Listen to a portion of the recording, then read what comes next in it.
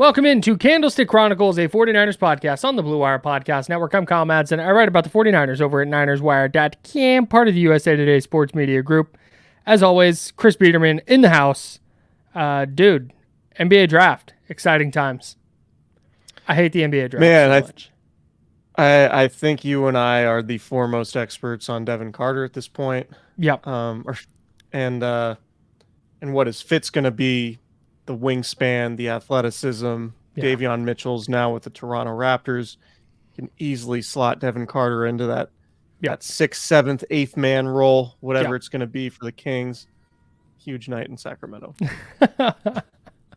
We'll break that all down next. No, we're not going to break that down at all, actually. We're going to talk about the 49ers. But before we do that, we got to talk about our buddies over at Lamb Chops. It is the official clothing brand of Candlestick Chronicles. They have partnered with the Minnesota Timberwolves. Can't wait to see what they got cooking next. Got a care package from the homies at Lamb Chops. Always incredible, high quality, comfortable. I love it. The missus got some clothing right now, too. Wow, look at you, dude. Yeah. Wow, that's nice.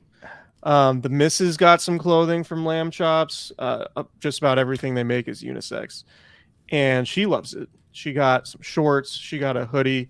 Unfortunately, it's that time of year in Sacramento where it's 100 degrees on the daily. But you can rest assured that hoodie will be in constant rotation when hoodie season returns, September, October, maybe even November. We'll see how this season goes here in the Central Valley. But no, shout out to our friends at Lamb Chops. They do a great job. The clothing's awesome. And yeah, I'm looking forward to seeing what they come up with next. Comfortable, high quality, great for wearing around the house, great for wearing out, great for traveling. Looking forward to hitting the road for the NBA season again in multiple Lamb Chops hoodies for the plane rides. It's going to be great. So shout out to Craig and all of our buddies at Lamb Chops. SGLambchops.com is the website. Follow them on Instagram at SGLambchops and use promo code Candlestick20 for 20% off your order today. All right, we have some questions about the 49ers. So what we're going to do here is we're going to ask some questions in the style of one of my favorite Bill Simmons things. And that's when he goes, "Are we sure? XYZ?"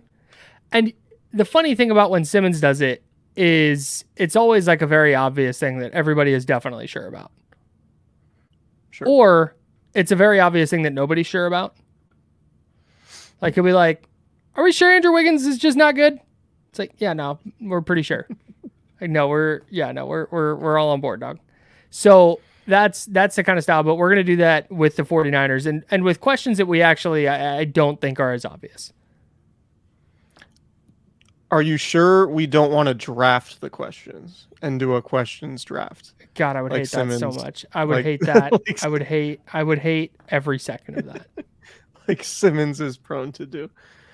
No, this is shout out to Bill Simmons, man. I don't know what the podcasting industry would look like if not for him. So this is not meant as disrespect. I think he's just been doing it so long. There's so many bits that he goes to that. Right. He's just and they work. Correct. That's it. Yeah, he's far more successful than I'll ever be. So shout out to the BS pod. Okay, so we'll just run down. We got a list here. We'll just run down the list and we'll talk a little 49er football. No updates on Brandon Aiyuk. He had a meeting with the 49ers. Nothing, it sounds like, really came out of that.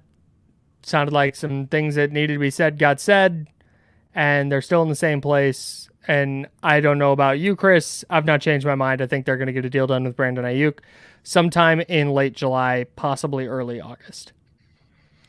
Yeah, I agree. My stance has not wavered on that, but I do think, and that's a good lead into our first question here, because I actually had an interesting discussion with friend of the pod, Josh Dubow, an alum of a certain school in the upper Midwest. You were not biased against. No, I'm not biased against Michigan. I love Michigan. I root for Michigan in every single game but one, and maybe two if they're in the. That's not true. That is objectively not true. I've told this to Josh multiple times. I want Michigan to have as good a resume as possible for when they play Ohio State, because then when Ohio State beats them, which they had for a long, long time, it just bolsters Ohio State's resume. So that is my case for being an ardent Michigan fan, supporter. Of course. It's the cheating. It's the cheating that I'm not a huge fan of.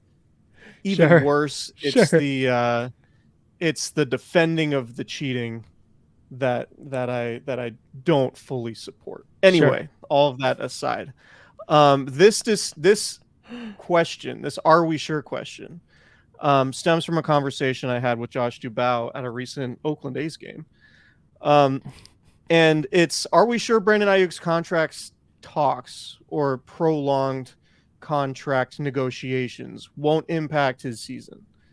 And I've been mostly of the mind this whole time, even, right after the Super Bowl, knowing that this stuff was coming with Brandon Aiyuk, that a deal was going to get done.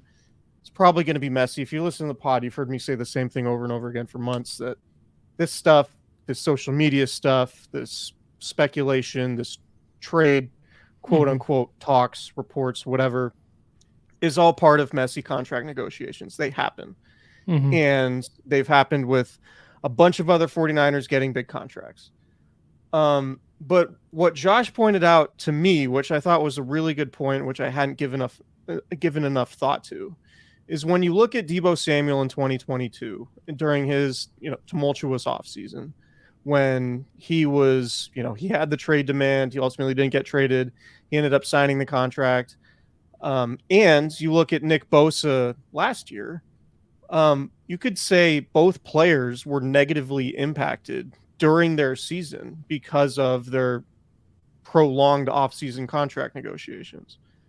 And so the question here is, are we sure Brandon Aiyuk's not going to deal with similar negative impacts from his contract negotiations if this thing were to extend into August and he misses a bulk of training camp and maybe preseason games? Not that preseason games matter, but if Brandon Aiyuk gets the deal done, but it doesn't come until the last week in August or the first week of September, and he has a season where it's like 60 catches, 700 yards, and it's his first season as a pro, when we look back at it and say, maybe the 49ers should start prioritizing getting similar to what the Dolphins did with Jalen Waddle, or similar to what the Eagles did with Devontae Smith, or the Vikings and Justin Jefferson.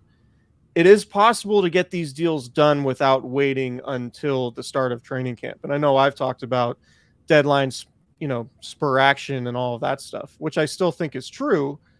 But at some point, are the 49ers going to be of the mind that maybe we need to get these deals done sooner so they don't impact the season in a way they did for Nick Bosa and Deebo Samuel, who both admitted that their off seasons in 2022 and 2024 respectively, or 2023 respectively, negatively impacted the way things went for them. So, I'm checking myself a little bit with this, because I haven't given this Brandon Aiyuk stuff too much mind in the sense that, like, oh, I think he's going to get traded, I think it's not going to get done. Like, I've maintained that I thought a deal was going to get done. But Josh made a really good point in that, maybe the 49ers do need to start having a little bit more urgency to get these deals done so it doesn't impact these players going into the season. Yeah. As far as the question, are we sure the contract talks won't impact his season? No, not sure about that at all, because you just cited two examples recently where the contract talks did, in fact, impact their season. Because, yeah, you're going through this. It's stressful as a player. Maybe you're not working out the same. Maybe you're not working out as hard. Maybe you're, I don't know, you're not in OTAs. You're not around the team. Your focus is not 100% on the upcoming season. It's about, hey, getting a deal done before the upcoming season. So I think that, no, we're not sure that it won't impact the year. And I do think that at some point, if you're the 49ers, maybe it's the third time. Maybe it's Brandon Aiyuk coming out and having a not great year, where they finally look and go, hey, in an effort to squeeze every penny out of this deal that we can, in an effort to make this as cheap as humanly possible based on the market. We're going to potentially spend a couple $1,000,000 extra per year to make sure this player is locked in, instead of pushing this out to late July, early August, and jeopardizing a full season of that contract that we're trying to save money on. If they had gotten a $28 million deal done with Aiyuk in March, he's happy. The Niners are happy. They're not sitting here going, "Oh man, think we could have gotten him at 27.5 a year." Like, no, man, it just pay him the money. Just do it. And maybe it'll take Brandon Aiyuk not having a good year to get him there. I thought that maybe this was the year, because John Lynch even said they got to think about the way they kind of do business. And if Brandon Aiyuk comes out and has a rough year, I think it's at that point that you go, all right, let's just get these guys locked up. Yeah, fully agree. The Lions did it. Is anybody questioning what the Detroit Lions did this offseason? And when they signed their dudes? I see what you're saying, but the difference is the Niners have a ton of guys on big contracts, including some aging ones, and they're dealing with complicated restructures, and they're trying to not be in salary cap hell in a year or two when the credit card bills come due on George Kittle's contract, Trent Williams' contract, Christian McCaffrey. Like the 49ers are trying to keep their window open as long as possible. And that's going to be difficult for them to do just purely from a financial perspective, because they've restructured all these guys so many times. So I know the cap is exploding, and maybe that's going to make it a little bit easier. But ultimately, and this is a different point, which we're probably going to talk about a ton in the months and years going forward. But like, it might just be up to, like, the Niners might just be as good as Brock Purdy is, right? Like, there might be a transition in the next 2 or 3 years to a new core of players, as Fred Warner gets into his 30s, as Nick Bosa approaches late 20s, early 30s. George Kittle might age off the team. Trent Williams might retire. Like, it might just be one of those things. And Tom Brady did it a bunch of times, which is one of the many reasons that Tom Brady is who he is. But Tom Brady survived through eras with the Patriots. There were multiple eras, multiple different styles of football, styles of rosters that the Patriots had. And Tom Brady was the rising tide that lifted all boats in that scenario. And it might be that Brock Purdy has to be that guy. But if you're the 49ers, you say, yeah, we have a ton of faith in Brock Purdy, but how realistic is it for us to be like banking our entire future on Brock Purdy? Because let's just jump to that one. I get, that's why this to me is why like the financial stuff is so tough. Let's just jump to that question then. Are we sure Brock Purdy's that guy? I think, like, what's that guy? What's that guy? A guy who can win a Super Bowl? No. Not necessarily win a Super Bowl, because I think they could have won a Super Bowl this year. But are we 100% sure that I'm going to say 3 years. Don't fact check me that it'll be 3 years. It might be 2, it might be 4.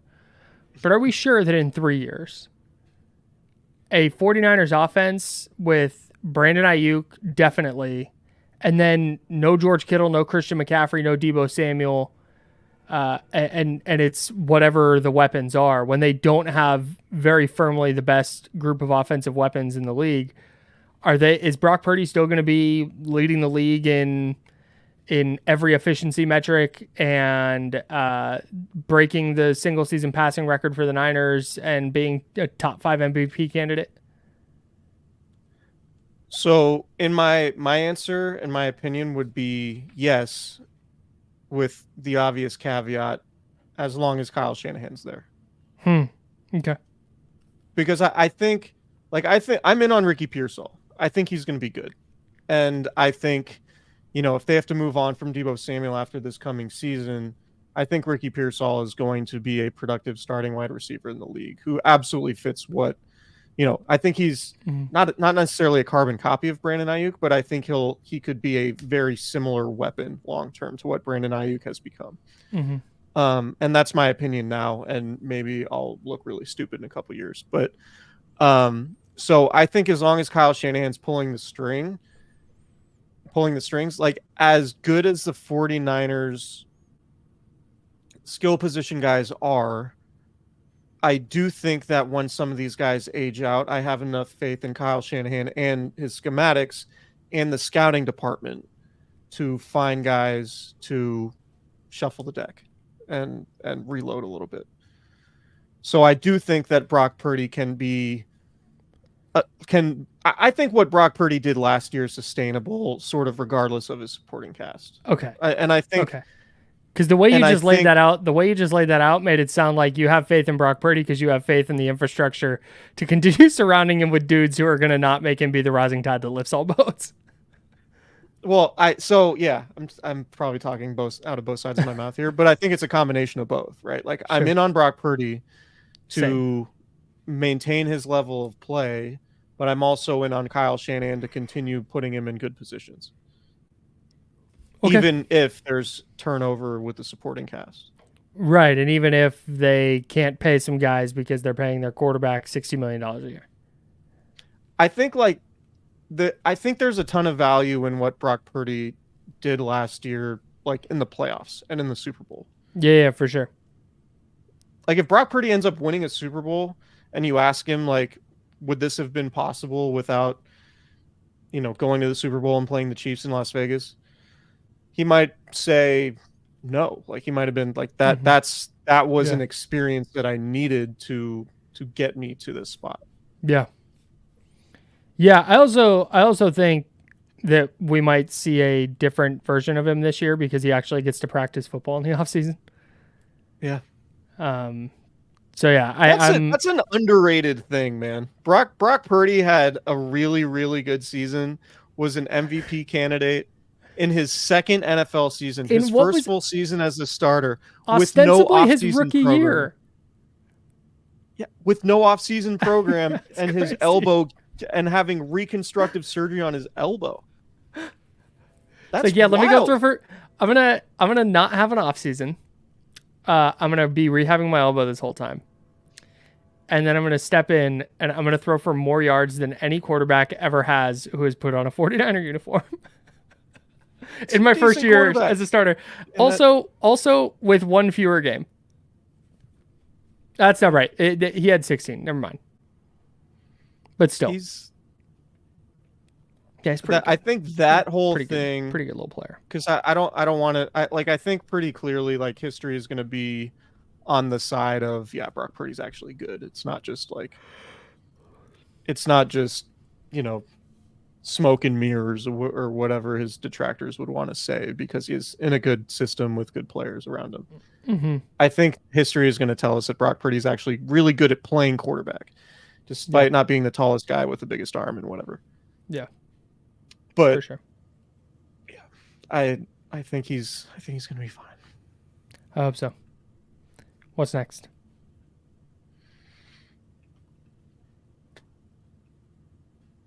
You want to do one? Struggling to change windows here. Yeah. Okay. Are we sure the defense? Are we sure the defensive line is good enough? Oh, no. I think I'm not. Yeah, I think I would bet if I was betting on the 49ers defensive line being more productive this year than it was last year, I think I'd bet yes. Leonard Floyd can flat out get after the quarterback. And Malik Collins is really good. And I think Jordan Elliott is flat out better than Javon Kinlaw. And so I think when you plug in Malik Collins and then it's a rotation of Jordan Elliott and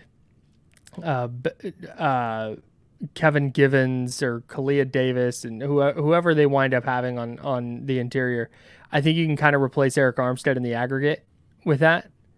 I think Malik Collins can do a pretty good job just by himself.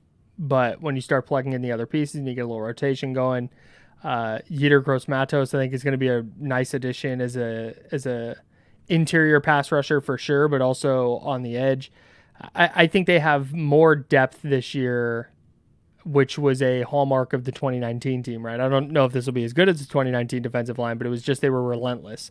It was 4 quarters of dudes just constantly getting after the quarterback. So, yeah, I obviously like you got to see it, but I feel good about where the defensive line is at. Yeah, so for me, the question about the defensive line is defensive line going to be good enough to cover up for the youth in the secondary? Sure. Right? Like maybe there's another question to be asked about Talanoa Hufanga and how confident we feel that he's going to be back to playing at an all-pro level coming off an ACL tear, likely missing a bulk of training camp, and potentially some time early in the season. We don't know what he's going to look like. So I think Talanoa Hufanga is a fair question, like fair to say he's a question mark going into training camp. I think Malik Mustafa looks like a 4th-round pick who could be awesome, but again, this is a rookie 4th-round pick. We have no idea if he's going to come in and contribute right away. If Talanoa Hufanga is compromised in any way, is Jair Brown going to be a high-level starter?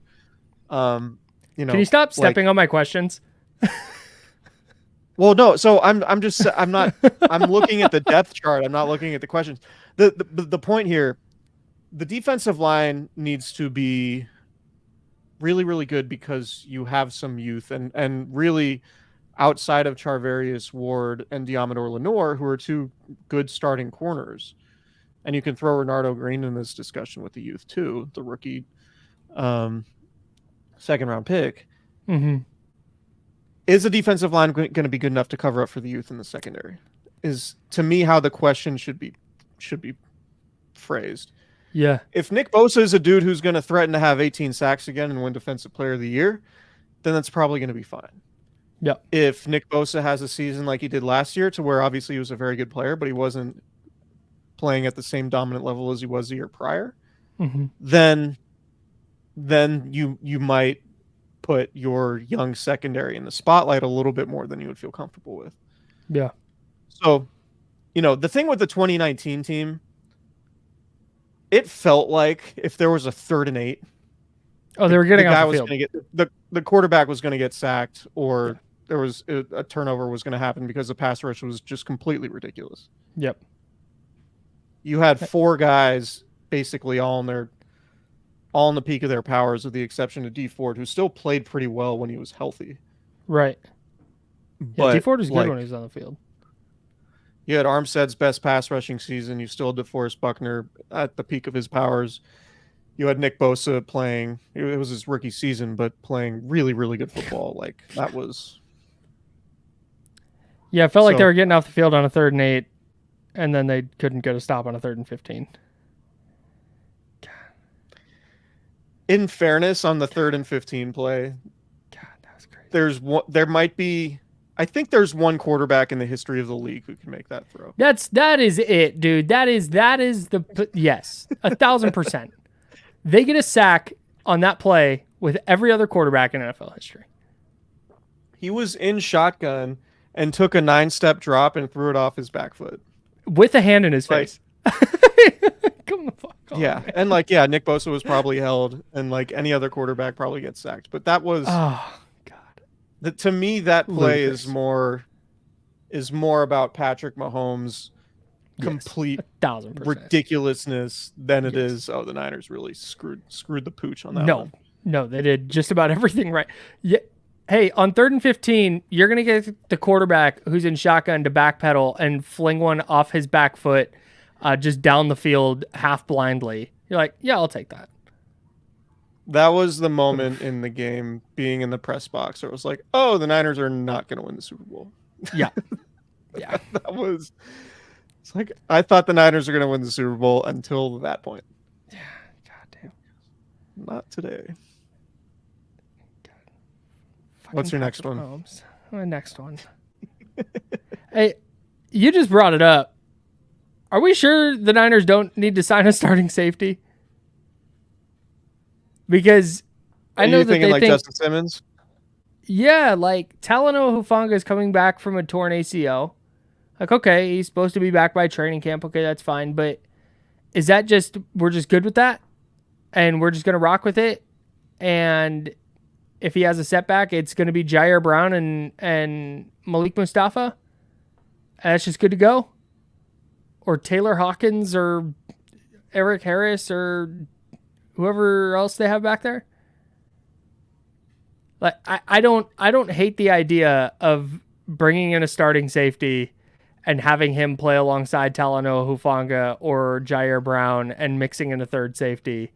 I don't hate that idea whatsoever, if for no other reason that it provides insulation from either, hey, Jair Brown can't handle a starting safety job, which I don't know. I think he can, but I think he was good. He was good enough last year. yeah, he definitely should be the starter going into the year, but it's just the depth is very, very inexperienced, and there's a pretty significant question mark around like every safety on their roster.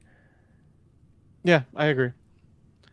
Yeah, regarding Justin Simmons, he's been a second team All Pro or a Pro Bowler or both in each of the last 5 seasons. Yeah, dude. He played in 15 games last year for Denver. He's still available. He's 30 years, or he was 30 years old last year. He will turn 31 in November. Yeah, I don't see any reason why you wouldn't be willing to bring in Justin Simmons. From a timing perspective, though, and I have no idea if these things would be related, but it wouldn't surprise me if the Niners refrain from making any significant additions until the Brandon Aiyuk contract is handled. Yeah, for sure. I think that's right. Right. Mm-hmm. So, like, maybe it's like they get Brandon Aiyuk done, and then 2 days later, Justin Simmons is showing up to training camp. And maybe Talanoa Hufanga comes in and looks great and is moving great, and they feel super confident that he's just going to be the player he was. In which case, okay, fine. But all right, next one. Yeah, I mean, this one's mine. To your point, I don't think George Odom should be your backup free safety. I would agree with you. Great guy on teams, not really sure good teams. Like, he's your backup free safety. I asked you this. I'll ask you this one. Okay. I asked you this today because I was writing at NinersWire.com about the 49ers running back room. Are we sure Elijah Mitchell's going to make the team? No. Okay. I just wanted to make sure I wasn't crazy. I think it's to the point where with Elijah Mitchell, and I mean, let me zoom out a little bit. I think one of the things that makes Kyle Shanahan a little bit unique is he will completely forget about where someone was drafted if they're being outperformed, or he will forget what somebody has done in recent seasons if someone else is playing better than them in training camp, right? Like, we've seen it. It's happened so many times. How like Elijah Mitchell is even, like when it comes to the running back failings the 49ers have had in the third and fourth round, Elijah Mitchell, beat out Trey Sermon and beat out or basically made it so Ty Davis Price, was a non-factor, right? But who's to say that the guys that the 49ers brought in this offseason can't usurp Elijah Mitchell, particularly given his durability issues? Right? Like, maybe Isaac Guerrero has an awesome training camp, and Kyle Shanahan's like, yeah, I like this guy better. Or maybe Cody Schrader, makes the team, or maybe Jordan Mason takes a step. Like, I think Kyle Shanahan is not married really when it comes to the fringes of the roster. I don't think Kyle Shanahan is really married to anybody.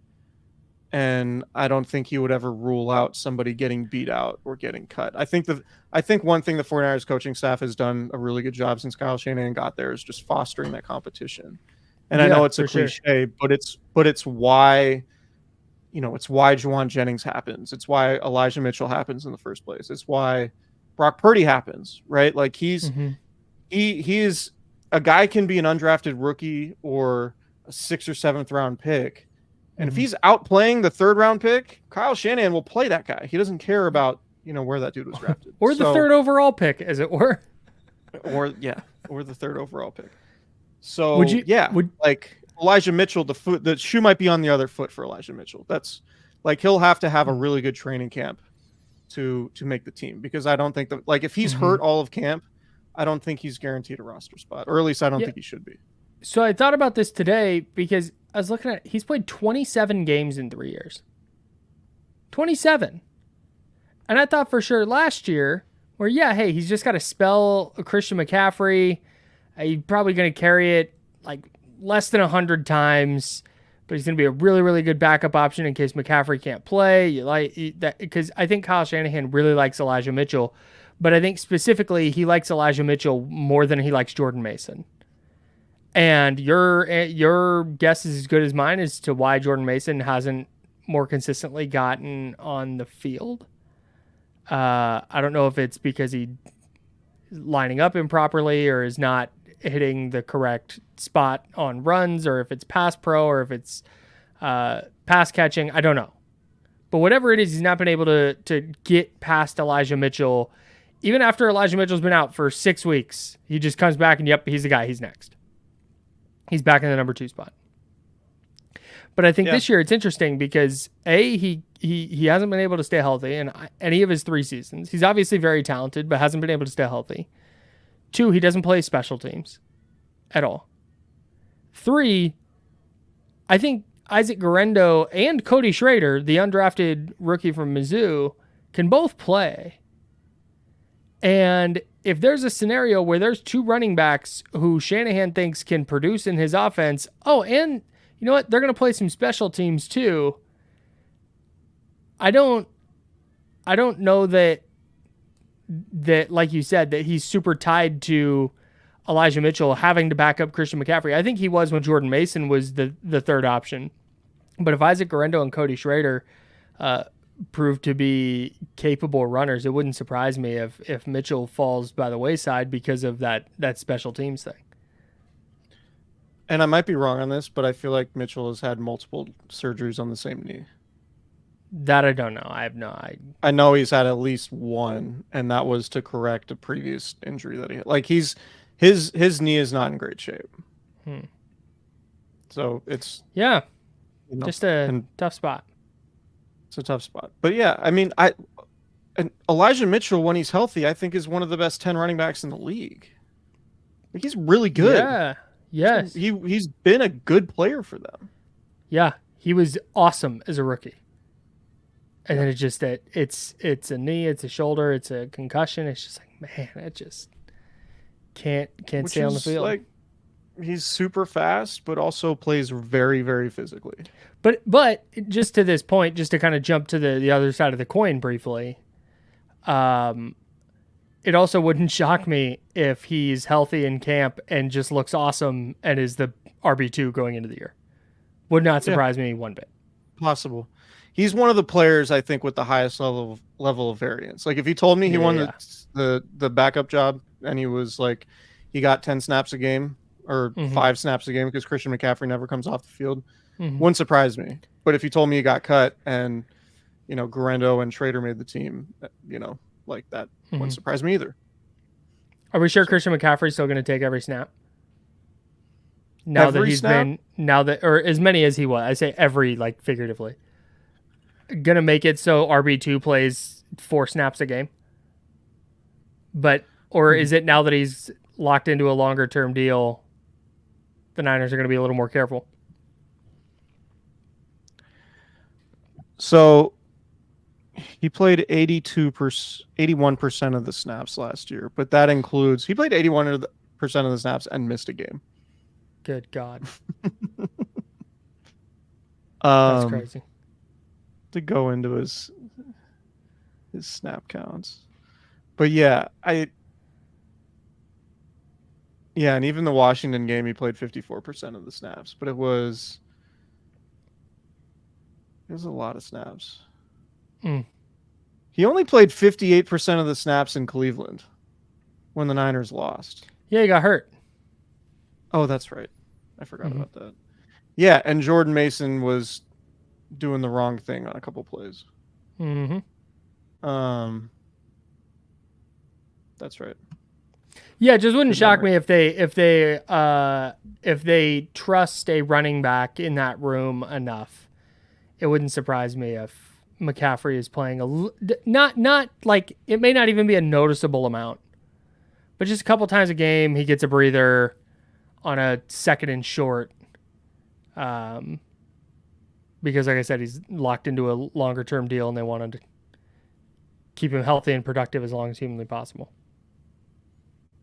I Maybe think we can end on I'm this nuts. one. Okay. And this is a good one to end on, I think. Okay. Are we sure the Niners are still going to be a run first team?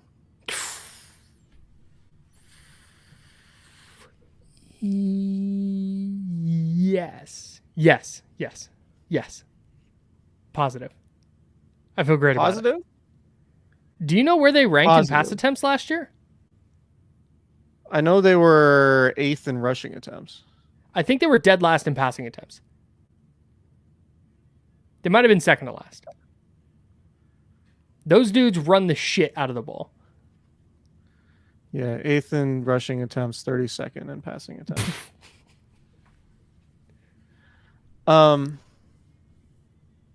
Yeah, no, I think asked they're. the I think. question- Go ahead. Go. I thought last year. No, I'm taking it. I thought last year would be the year that Shanahan, I was like, he trusts Brock Purdy. They've been like 29th and below basically every season that they've been good. They've been like 29th and below in pass attempts. 2020 and like 2017 were the exceptions. Or maybe 2018 was in there too. But I was like, they'll be half. They'll be 16th in pass attempts. Nope, 32 with a quarterback who's 4th in the MVP voting. So, yeah, I think they're going to run it. So they had 499 rushing attempts to 491 passing attempts. So 8 more rushing attempts. Here's the reason why I ask this question. Okay. The Atlanta Falcons in 2016, under Kyle Shanahan as offensive coordinator, they ran the ball 421 times and passed the ball 537 times. 116 more pass attempts and rushing attempts. So I know Kyle Shanahan with the 49ers has been very run-centric and basically built his offense around the running game and the use of play action and those things. Mm-hmm. I wonder, with the addition of Ricky Pearsall, with bringing Juwan Jennings back, with trying to prolong what you have with Christian McCaffrey, do you start to balance it out and say, hey, maybe instead of Brock Purdy being a guy who passes 25, 30 times a game, maybe he's passing 35, 40 times a game because we trust him not to turn the ball over. We trust him to be efficient. And we trust the fact that we could basically get anybody open whenever we want because we have so many good skill position guys. But if there's been a very valid criticism of Kyle Shanahan's offense, and you know, this is a JT O'Sullivan shout out, maybe it is just the downfield passing attack. Maybe that's sort of the spur in Kyle Shanahan's saddle, that he's not as elite creating a downfield passing game as he is, you know, dialing up running plays and passing plays that are deceptive because of their success in the running game. Right. Sam Howell led the NFL last season with 36 pass attempts a game. That was number 1 in all of football. And where was Brock? Like 25? Brock Purdy in total pass attempts was 20th. I can't get into the per games now because when you get outside of the top, you start getting into guys like 15 and 13 games. And I don't have the attempts per game right in front of me. I was doing math. So Yeah, I don't think they're there yet. 27.75 pass attempts per game for Brock Purdy last year. 28. So even if he gets to 30 pass attempts a game, that's a pretty significant jump. And you're going 30, what is that? 510. 510 gets him to 14th last year, ahead of CJ Stroud, behind Matthew Stafford. So I don't. No, I think they're gonna. I think they're gonna be a run first team still. Maybe that changes. Logan Thomas was another guy we're going to talk about. Maybe that changes. Maybe they go more multiple tight end stuff where they're passing out of running looks more often and in different ways, and they just start lighting teams up. But Kyle Shanahan is an old school football guy. As I know he's young and he wears Yeezys, but I mean he came up in the under his dad. Like he is I think been a Jordan's guy. Been wearing Jordans more regularly. Recently. Well, shit. That changes my thought process completely. No, but he's an old school football guy. Like in his head, like he approaches the game that way, and I think he is an offensive genius. But I also think that he sees the value in possessing the ball, winning time of possession, limiting turnovers, and hey, if you got to win 17-13, then so be it. But they don't, because he just happens to be diabolical and is able to draw up plays where they're creating explosives. But I still think he prioritizes possession and not turning the ball over above every single other thing that there is in offensive football, which is why I think you're going to continue to see them run it. I agree with everything you said. The one point I would make, I think if you were to ask 49ers opponents what the best way to try to prepare, the best way to try to beat them would be to force the 49ers to play on your terms, right? Because when the 49ers are playing on their terms, they've been basically impossible to beat. The only team that can get them off of their terms are the Chiefs. Yeah. So, like, if you can get the 49ers to pass the ball more, be in third and longs, take away the running game, if you can get them out of their style, which is largely like, the 49ers are playing their best when they're playing from ahead, right? When they have the lead and they run the ball, they win the coin toss, they defer, they score a touchdown before halftime, they lap them with a touchdown to start the third quarter, they're up by 14 points, and then they just kind of boa constrictor you in the second half and win the game. If you can, like, for Kyle Shanahan maybe to beat the Chiefs, it might require him learning to win when the game isn't being played on his terms. And that might be, maybe you have to be a little bit less reliant on the style of offense that he typically likes to use, which is, run the ball outside zone, bootleg play action, hit your guys on crossers, like all that stuff we know and love about Kyle Shanahan's offense. It might be like, yeah, maybe you just need to go 4 wide out of shotgun and learn to be efficient that way. Because I just think that hasn't really been a club in Kyle Shanahan's bag. And I'm not saying he should, but I'm saying it would behoove him to have that club in his bag, particularly when it comes to trying to beat the Chiefs and Patrick Mahomes to win a Super Bowl. Sure. Yeah, maybe. I think that's something that we're going to see more of, maybe not next year, but over the next 2, 3, 4 years. Yeah. I kind of think we might see that from him. Although he's always kind of like ahead of the curve and is the one setting trends. And so his defenses are getting smaller to try and combat, smaller, quicker, more horizontal offenses.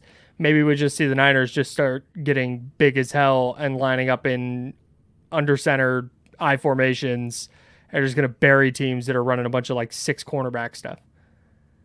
Maybe Kyle Shanahan's zag is to only draft 350-pound offensive linemen and running backs. Because their draft board looks like it's straight out of 1984. Just talking like Jim Harbaugh. Oh, an offensive lineman's a weapon too. Hey, Jim. Cool, Jim. And then you've got the Niners offensive line coach like, God, no, don't draft offensive linemen. Draft the guys who are going to touch the ball. What are you doing? That was one of the more interesting off-season press conferences I can remember. I want to say... I'm not going to say it. I agree with you. We can save it for another pod. I'm going to save it for as soon as we're done recording. All right. Well, we'll be back. We apologize for putting out less content this time of year. I don't. Not a I've whole been lot busy. is happening. I mean, I've been busy too. Right. But we got bills to pay and all those things. Not that we're back. But we're doing content again. We'll be hitting your feeds. We got training camp preview stuff to hit in about probably about a month. We're recording this on June 27th. Probably about a month. We'll have real live training camp and real live 49ers football to talk about. Can't wait. Maybe Candy Cron makes a couple appearances at training camp. I'd be pretty surprised if that doesn't happen. Yeah, we'll make that happen. Yeah. All right. Hit up our good friends in the award-winning Niners public relations department. Yeah. Shout out to the Peabody Award or whatever they won. I think it was a Pete Rozelle Award. That's what it is. The Pete Rozelle salute to the Niners PR staff. All right. Subscribe to the YouTube channel. YouTube.com/@Candlestick Chronicles podcast, or just search Candlestick Chronicles on YouTube and you'll find us. Also, subscribe to the podcast wherever you get your pods, and we'll talk to you next time. See ya.